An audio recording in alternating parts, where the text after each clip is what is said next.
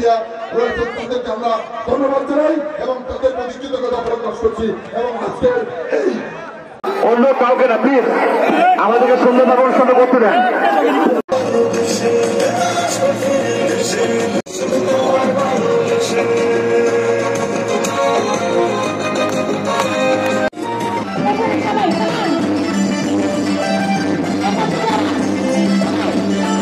বিদেশে আমাদের বন্ধু আছে, আমাদের কোন প্রভু নেই।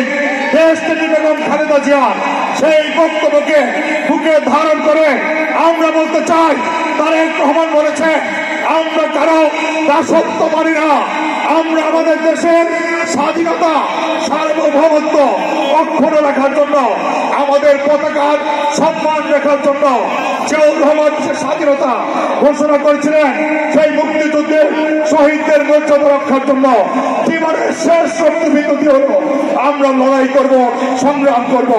আমরা আমাদের স্বাধীনতাকে কারো কাছে বিকিয়ে দেব না, আমরা কারোর সাথে শত্রুতা চাই না, সকলের সাথে বন্ধুত্ব করে আমাদের দেশকে অন্যদের দিকে নিয়ে যেতে চাই। এখন তো খুলে আসি না, পালিয়ে গেছে। আওয়ামী লীগের দেশের কোন অস্তিত্ব নেই, ছাত্রলীগের কোন অস্তিত্ব বাংলাদেশে নেই। সেহেতু যত ষড়যন্ত্র করুক না করেন না কেন, কোন ষড়যন্ত্র দেশে বাস্তবায়ন হবে না ইনশাআল্লাহ। এবং সেই ষড়যন্ত্র আপনাদের আগ্রাসী মনোভাবকে মোকাবেলা করার জন্য বাংলাদেশ জাতীয়তাবাদী ছাত্র দলের নেতৃত্বে বাংলাদেশের সকল ক্যাম্পাসে সকল ছাত্র সংগঠন এক ঐক্যবদ্ধ রয়েছে।